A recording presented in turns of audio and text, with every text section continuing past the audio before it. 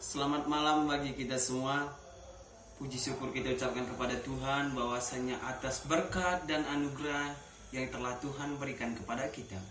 Pada saat ini kami terkhusus Teologia tingkat 2 akan membawakan presentasi apa yang telah kami pelajari sepanjang satu semester ini. Hingga pada saat ini kami akan membawakan materi ini dan akan kami ringkas. Dan pada saat ini mungkin banyak kekurangan pada saat kami membawakan, tapi kami sangat bangga kepada dosen kami karena ia telah memberikan tugas seperti ini sehingga kami juga akan bisa mengingat sampai kami menjadi seorang pendeta. Dan pada saat ini kami akan melanjutkan pelajaran kami, yaitu tentang kepemimpinan.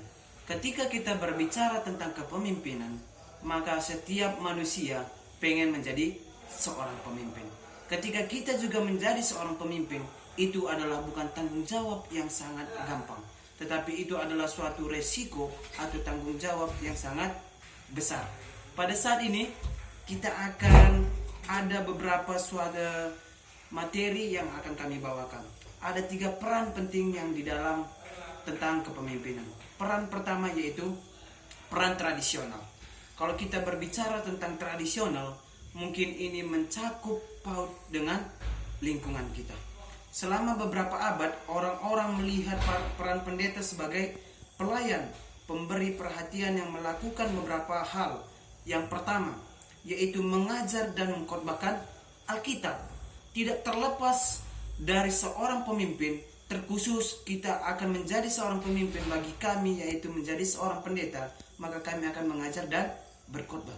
Dan yang kedua yaitu memberikan perhatian.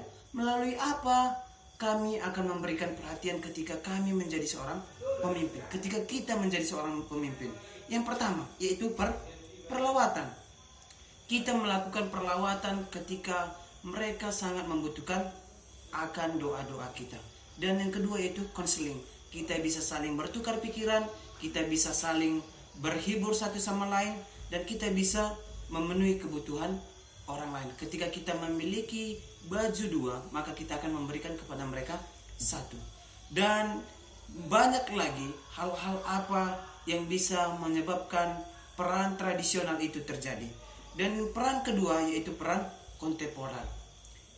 Peran kontemporer ini yaitu kebanyakan buku tentang pertumbuhan gereja dan kepemimpinan masa kini berargumen bahwa jika pendeta-pendeta terus melanjutkan untuk apa yang mereka telah lakukan selama bertahun-tahun, maka mereka akan mati di atas air. Ini adalah kisah tentang Greg Ogden. Dengan kata lain, bahwasanya peran kontemporer ini yaitu dikatakan bahwasanya kita bertumbuh di dalam gereja, kita bertumbuh di dalam suatu organisasi.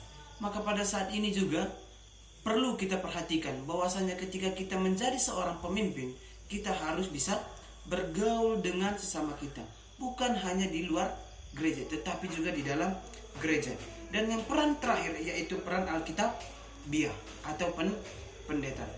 Ini mungkin sudah tidak asing lagi bagi kita. Ketika kita menjadi seorang pemimpin, maka peran Alkitabiah harus kita turuti. Sama seperti Yesus Kristus, ia bisa menjadi pemimpin, maka kita juga anak-anaknya bisa menjadi seorang pemimpin. Maka itu, jadi apa peran Alkitabiah? Apakah yang harus dilakukan oleh pendeta? Mungkin jawaban pertanyaan ini dapat ditemukan dalam pribadi kita. Kita bisa mengulas kembali tentang Yesus pada saat zaman dulu. Ini adalah peran Alkitabiah. Ketika kita menjadi seorang pemimpin, maka kita harus mengikuti jejak Kristus. Jadi inilah materi yang sangat sedikit tapi bisa berarti bagi kehidupan kita yang bisa kami bawakan. Dan pada saat ini, untuk mengakhiri ini, kami ucapkan sekian dan terima kasih. Tuhan memberkati. Shalom.